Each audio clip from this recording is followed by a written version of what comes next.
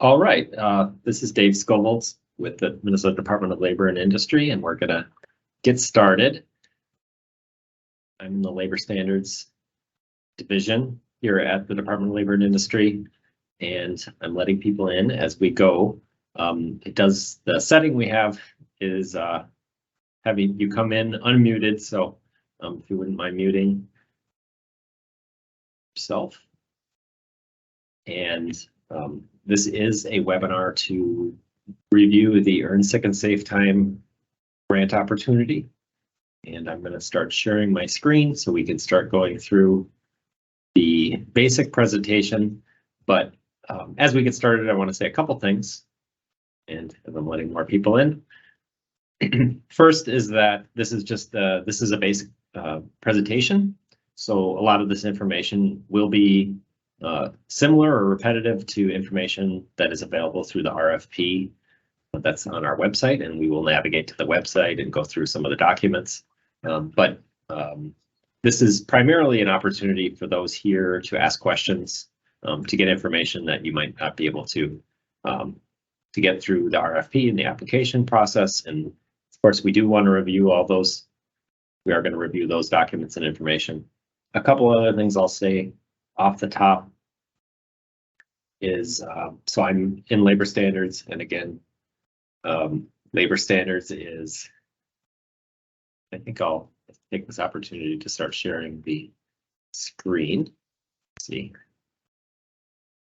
But labor standards is the division here at the Department of Labor and Industry that works on issues like minimum wage, overtime, child labor, the Women's Economic Security Act, and we are soon to be enforcing the Earned Sick and Safe Time law that was passed by the legislature in 2023. That law will start on January 1 of 2024. If you are here in this webinar, I'm guessing you know some of that, some of the basic information about the law. If you don't, or if you're looking for more information about the law, we do have a dedicated website for that, which we will link to as well, or we will show you. More people are coming in, so great. There's a lot of interest in this grant. Another thing I'm going to say as we get started is that the intent of this grant and the types of organizations who are eligible, we've had a number of questions about that. So we've had some questions from employer groups, such as business associations and other groups that kind of work with employers. And we've also had some questions from smaller community media, which of course are great places for people to get information. But neither of those are the types of organizations that are the target audience for this specific grant, the focused population. This grant was designated by the legislature to specifically help employees or workers understand their rights. If you are an employer, or an employer group, such as a chamber of commerce or another type of employer association, this isn't intended to help. This grant is not intended to help those groups or those member organizations to help implement the law. Of course, that's all very important, and the department wants to work with you in some capacity to do that. But this grant is not intended for that work. Likewise, for-profit entities such as some of the media that have approached us, again, great source of information for people, and we may be connecting with you in the future to help get information about Earned Sick and Safe Time out there to Minnesotans. But this grant specifically targeted and to work with nonprofit and community-based organizations to get information out to employees and workers. So, and we'll go through some of the finer details, but wanted to make that clear off the top. And if we do have questions, we have the chat function. We also have the hand raising function, or people can come off of mute and feel free to state your question. We want to keep this as a kind of an open and casual process here, this webinar here. So we don't have a PowerPoint. We're just going to review the basics again of the grant. And so what we have here up on the page is the Department of Labor and Industries grants page. So these are all the different grants, and as the organizations here that you represent, you may be interested in different grant opportunities or funding opportunities from the department. So this would be a great place to navigate to look at other opportunities. One that I'll just highlight while we're here is the Women's Economic Security Engagement and Education Grant. It's a very similar grant to the Earn Sick and Safe Time grant that we're going to be discussing today. And that grant is also open, is open, excuse me. And we have webinars for that in the coming weeks as well. And it's very similar to the types of organizations that may be eligible to apply for that. So if you're interested in today's Earn Sick and Safe Time grant, I would encourage you to look at that one as well. So let's navigate to the Earn Sick and Safe Time Outreach Grant, and welcome everyone who is here.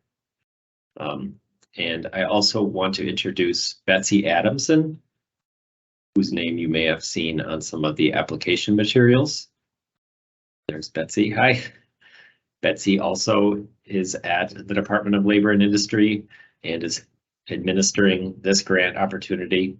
So thank you so much, Betsy, for all you're doing to help. And Betsy will be helping answer questions as we go along today.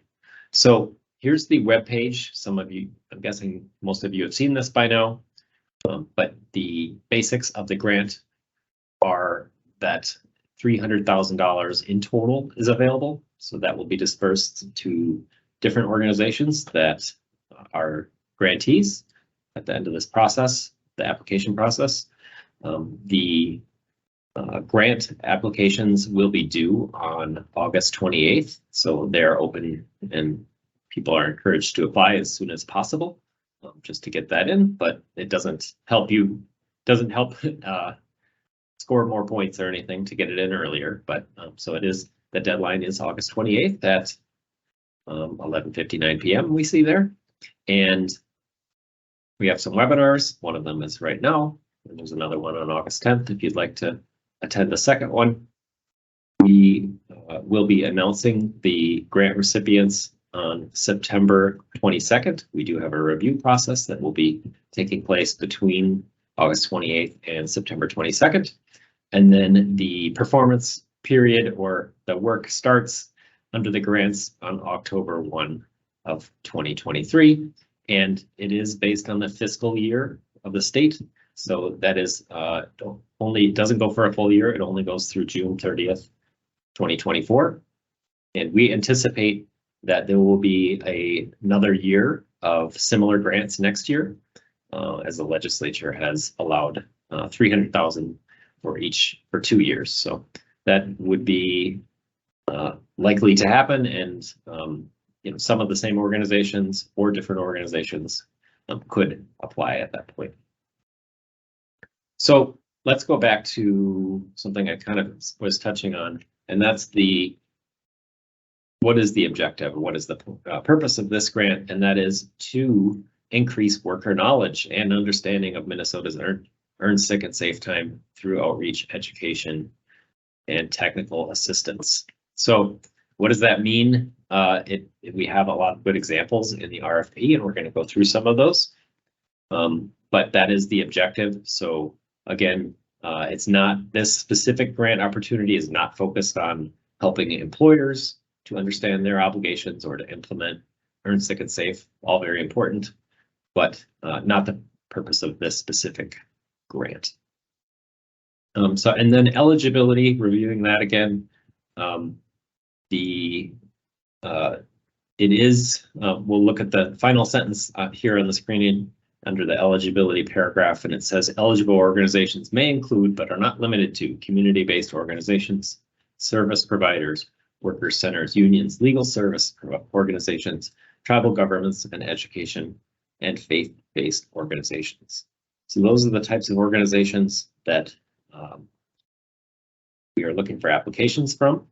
If you are outside of that group of types of organizations, it doesn't mean that you can't necessarily apply, but those are the types of organizations based on the objectives that we think will be will be able to be successful with this grant. And there are some types of organizations, as I talked about earlier, that would not be eligible for profit or organizations that are focused on employer outreach. All right, so again, if there's any questions, just feel free to pop up in the chat or hand raise or question or unmute as we go. So going down, I'm just going to open up the RFP. Some of you probably have had a chance to review this. We're just going to go through and highlight some of the important things here on the RFP. And first, we're going to look at, scroll down. Again, what is the purpose? And let's see if I can make that bigger. Please tell me if that is too big or it's not working. I see your question, Catherine. Oh, just let's see. Go to the chat.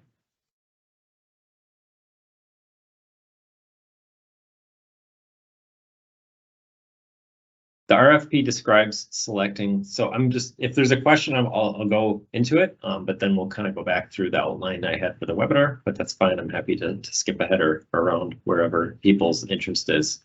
So the RFP describes selecting 6 organizations statewide. How many people do you hope or expect each grantee to reach? For example, do you expect an applicant in a region to reach widely, or are grants that serve a specific group of maybe 600 people closely targeted to the population we want to reach acceptable? That's a great question, Catherine, and I think what we were looking for is for organizations to utilize their strengths, their network, possibly programs that have worked in the past for them. So there isn't necessarily, we don't have necessarily have a number, and we're saying we want everybody to be reached, you know, the whole state of all the workers, all workers in the state to be reached. We know that's not realistic. So it could be a project that is proposed that is more in depth, where workers are receiving more information, more training, where it's a smaller group. It could be a project that's proposed where there's a mix of more of that in-depth work and then some other things maybe that were through events and activities where it was maybe more of a one touch or one interaction type of activity where it's not as in-depth. And it could be, and then from the other end, you know, it could be that most of it is work that's just more of the informational, where it's awareness building. So we, you know, we're open to that, but we are looking for organizations to basically utilize their strength, their relationships, their networks that they probably already established within the focus populations of the grants. So I hope that answers the question. All right, so let's talk about the RFP a little bit more. So again, the legislative session passed the Earn Sick and Safe Time law, and it will be implemented and start on January 1 of 2024. It will have a very wide impact for all workers in the state.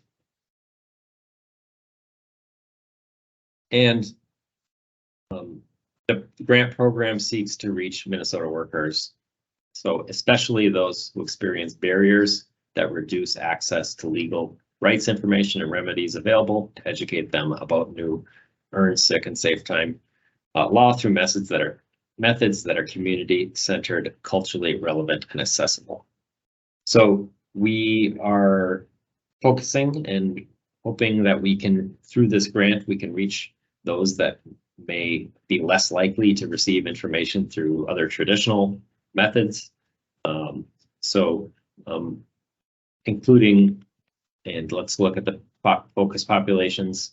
So that the grant programs intentionally identify how the grant serves diverse populations, especially populations experiencing inequities and disparities. And we can see, so we're on page 3, the top of page 3 of our RFP, and we can see a lot of good examples of some of the types of individuals that this grant is seeking to reach, including those that are working in low-income industries or positions, high violation areas.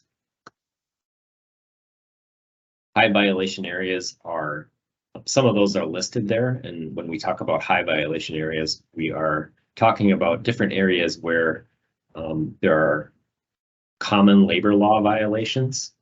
So some of those include home, restaurant and food service settings, home care, construction, food processing, manufacturing. This is not an exclusive list, but these are just some of the examples. So we are also seeking to reach immigrants, those living in rural communities, those with limited educational levels.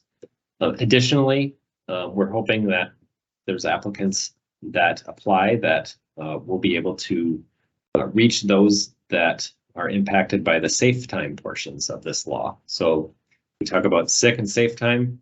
Sick, I think everybody kind of identifies what that means and what people call in sick in terms of either you're sick on that day and you need to call off, or it's preventative health care. But the safe time part of the law relates to those going through domestic abuse or sexual assault situations. So it's important to educate those Minnesotans as well about their rights and ability to take time off to address those issues in their life. Right. So some of the grant outcomes. Here's the list here, and we're on page 3 of the RFP. So all things that you can review later.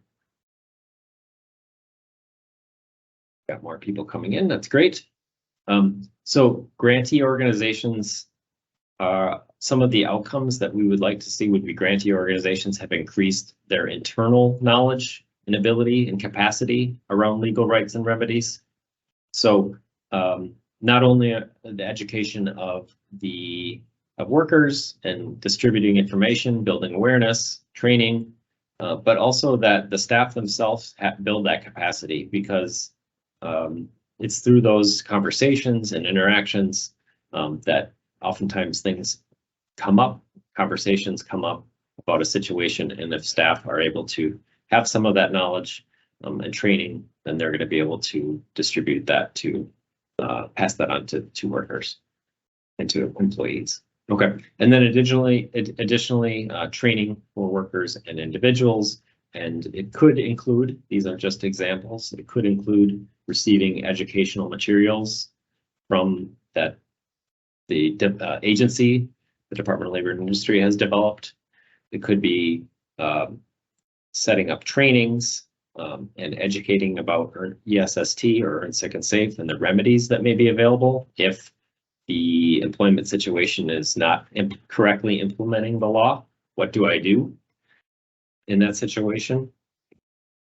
And taking meaningful action to address those situations, which could include self-advocating, could include working with the department to resolve some of those issues, could include other methods to address those types of issues and when the law gets implemented, if it's not being implemented correctly. So service providers also potentially could be a great grantee, and they could integrate, for example, questions about earning sick and safe into some intake materials or some other process that they have where they work with those individual community members. So,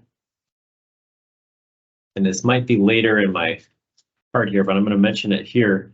Because this is important. Applicants can apply as an individual organization or as a collaboration of organizations. So individual organization, pretty straightforward. That organization applies, and it's all the activities under the grant, they would be accomplishing those activities on their own. The collaboration is different. So some of you may be familiar with this type of thing, but the basic idea is that there's a lead organization, and that lead organization coordinates a lot of the activities, and also would be doing the administrative, responsible for the administrative work, reporting, etc. But this gives an opportunity to smaller organizations, those that maybe are fiscally sponsored or do not have as much of an administrative capacity as other organizations, to work together. And perhaps it also gives an opportunity to have a greater geographic impact. So, and then maybe this is getting back to Catherine's question earlier, but we are also, it's important for the department to find grantee partners that are working with individuals, employees, and workers throughout the state. So not just, we don't want to be just metro centered. Of course, the metro is important as well, but it's important to find those that can reach workers in other parts of the state outside of the metro area. All right. So grant activities, kind of touched on a little bit on this, but what are some of the types of activities? And again, these are just examples. We're very open to creative ideas, things that work to the strength of the organizations and past programs, past activities of those organizations. But for example, some of the grant activities, and this is there's a pretty extensive list here on page 4 of potential grant activities that could include, but are not limited to, sharing resources directly online or in person, sharing information at meetings or events, partnering with collaborating organizations to distribute information, social media, other types of media, distribution of information through radio, print, or social media, direct counseling of workers or training of community groups and social services agencies related to earned sick and safe time and other workplace rights, asking about and listening to workers' grievances and helping workers self-advocate. So the other thing I want to point out here is that some of you may be saying, well, that's important, but we're not experts on earned sick and safe time. So as part of this grant, there will be regular meetings, at least I believe on a monthly basis, and then maybe quarterly, but monthly or quarterly basis of grantees to do some types of trainings and distribution of information from DLI, from the Department of Labor and Industry, to make sure everybody has the information they need to be able to do the work of the under this grant. So it will be a partnership in that sense. We know this is a new law. There's a lot to cover here. So we're not expecting organizations to be experts on every part of the law to be able to accomplish the outcomes of this grant. So here's some other potential activities.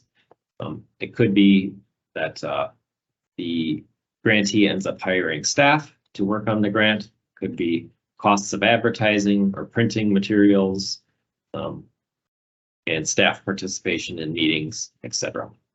So page 4 has lots of these great examples, but again, not limited to those things. Here's where we come back to the types of organizations that can apply, the eligible applicants. So eligible organizations include community-based organizations and may include, but are not limited to. We see the list here of service providers, worker centers, unions, legal service organizations, tribal governments. That one doesn't fit under the community-based organizations, but that is another type of eligible applicant. And then other types of educational or faith-based, community-based organizations in different parts of the state. All right. Are there any questions at this point? Let me just pause for a minute. I know we have a good group on. Yes, go ahead, Catherine. Unmute yourself. We were thinking of providing in this information within the scope of regularly occurring work readiness classes that our organization provides to people who are specifically in these targeted professions and targeted communities. And it would be it makes no sense to do it for just this and not also do it for Lisa. So how do we, can we apply for both? I mean, how do we do that? Because, let's just say this is a large amount of money. So let's just say we ask for, say, $50,000 for that one, and we need that much to do this work. And then we ask for, say, 10 in the other grant because we don't need that much more to add that in, right? What do we do if we only get one and not the other? How do we manage that? Sure. Well, I mean, just first, it's a great question, and glad that you're looking at both of them, and that does make sense to me generally. That we're gonna, doing both, and it sounds like a potential fit. The type of thing, the type of activity that you outlined there. So as far as the grant process goes, it is an individual. They're both individual applications. So you need to apply for both. The good thing is probably a lot of the information is going to be very similar. So hopefully it's not a lot of additional work to apply for the second one. That was also a factor. Yeah. So as far as the grant amount, it's going to be kind of hard for me to say at this point because that's going to be based on how many applications come in, what amounts the projects are asking for, and kind of the evaluation of the committee that will be scoring and evaluating the grant applications. So if the amounts, if we're unable to grant an organization an amount that they are looking for, whether that's either through not being able to give the grant at all, or if it's through because there's many competitive quality grants, we would come back to that organization potentially and have a conversation with them and say, you applied for 10,000. We may have, based on where we're at right now, we may have 5,000 available. What is that is that something that you'd be interested in working with? If so, what could the project look like with lesser funding? That's just an example. So, those amounts, that doesn't mean anything as far as potentially what would happen in this grant, but that's kind of our process. And Betsy, if you have anything else to add to that, please jump on as well. I think you covered quite a bit of it. Great. So in that regard, in terms of developing a budget, one of the things you do mention is that people would be participating in collaborative activities and working with you to develop materials. I'll say this, our organization can put together a mean flyer, but we are not a graphic design organization. I am sure you can come up with better, more complete materials than we can. Would you be providing us with materials and we would be saying things like, oh, this would be more effective with our population if you did this, or things like that? And then also approximately how much staff time should we budget for collaborative meetings? So, all right. So in terms of the materials, great question. We are definitely going to have materials available in multiple languages that organizations can use. And yes, that feedback in terms of if you were to do this or change it in this way, it would be more effective for us as an org with that, or the community we're focused on. That would be great feedback and could be part of the grant, the activity, the work under the grant. But we will, if the organization is not interested in creating any of their own materials, there will be plenty of materials that will be available from the agency. And if we don't have materials, we could create additional things that would not be part of the grant. So I hope that answers that. As far as the collaborative meetings, Betsy, do you, I'm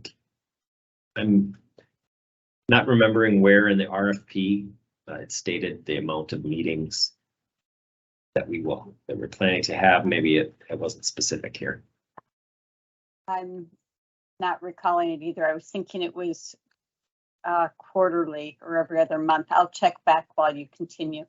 Okay, and Catherine, it's pretty limited. So, I mean, potentially there could be more, right? But in terms of optional, but it would be something like a 1 hour to 2 hours a month at the most.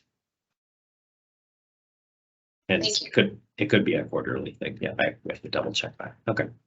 Any other questions right now? I realized I just skipped ahead on the screen I'm sharing. Excuse me for doing that. So let me try to go back to where I was. Okay. All right. So we'll just keep going. I'm going to skip that. I'm going to go into available funding. So available funding, we have $300,000 total available. So those collaborations, which is a separate application form. So there's an application form for single organizations. There's an application form for collaboration applicants. So just making that point first. But 100,000 is the up to amount for single organizations, and up to 200,000 for the collaborative applications.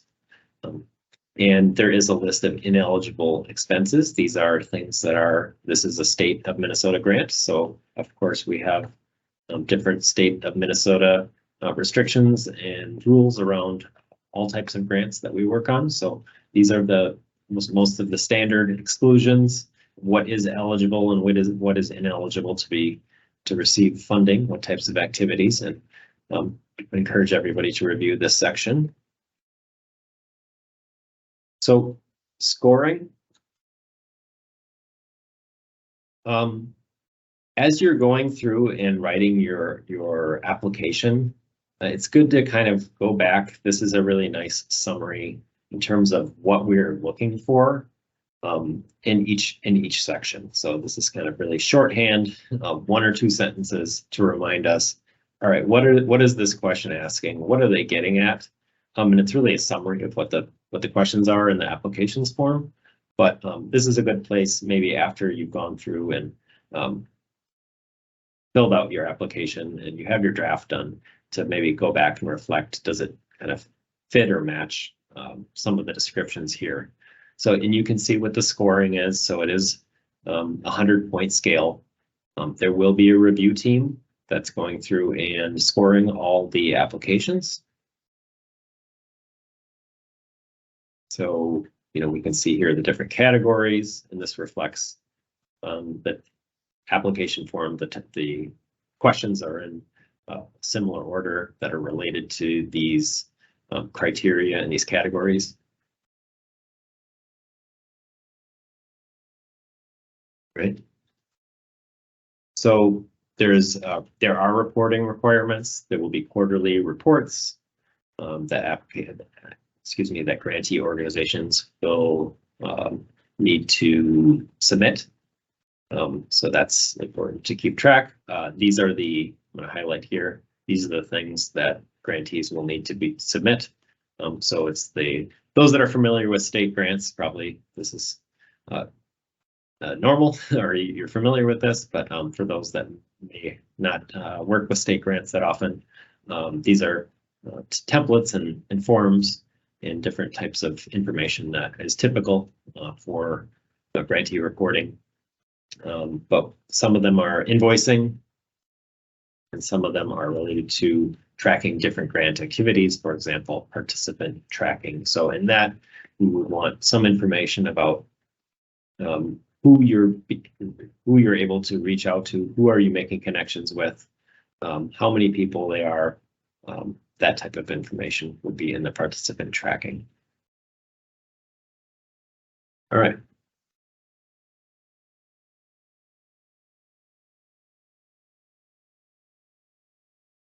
So a lot of the rest of this RFP is standard state grant language. I'm going to skip ahead to some of the end part. So, would definitely encourage everybody to read through this closely, but some of that is kind of our standard state grant language for some of these categories of information. Let's go jump down to how to submit applications. So we've all seen Betsy. She said hi earlier. You're going to email Betsy when you have your application completed. And if you do have questions, we have a phone number. We have Betsy's email address there. Any questions we receive that are, we will submit, post them to our webpage so that everybody can see those questions and the responses. So it's fair to everyone that they're getting all the same information. Again, here's our timeline. Timeline is that grant applications are due on August 28th, and the awards will be given, or people will be notified of awards on September 22nd, and then the work under the grants will start October 1st, or as soon as the contract is fully signed. Again, here's questions for Betsy, and we have other information. Let's go back to what I want to do now is go back to the web page and just take a second look on what else is here, what other information here. Let's look here in the middle. So we have our RFP, we just went through that. We have the application for single organizations. We have the application for collaboratives. So again, depending on what type of application you're submitting, pick that one. There's a sample grant contract if you'd like to look at that. That's very similar to other state contracts. If you've signed contracts or had grants from other agencies or from our agency, there's some grant definitions. So if you're trying to figure out what we mean by something, for example, community-based organization is one of the things that's defined there. So you're trying to figure out, well, what does that mean? What do they mean by that? Take a look at the definitions. And then, like I said, here we have some questions and responses. So if you're getting closer to submitting your application, you might want to come back and check this web page and click on the questions and responses, and you might see other questions that other people have submitted. So you can take a look, and that might help inform your process and your decisions about how to create, about your application. So with that, I think that's the basic information. Betsy, did I miss anything else that we want to make sure everybody knows? I think the RFP that covers it, and I didn't find anything in particular on the number of hours. I don't believe we called that out. Tips. Okay. Yeah. All right. Well, great. So we'll just, if there's other questions, we're here, and I can stay on. But that's the basic webinar presentation. If you would like to attend another one of these, there will be one next week as well. Again, you can submit questions or call us later on. Is another way to get information.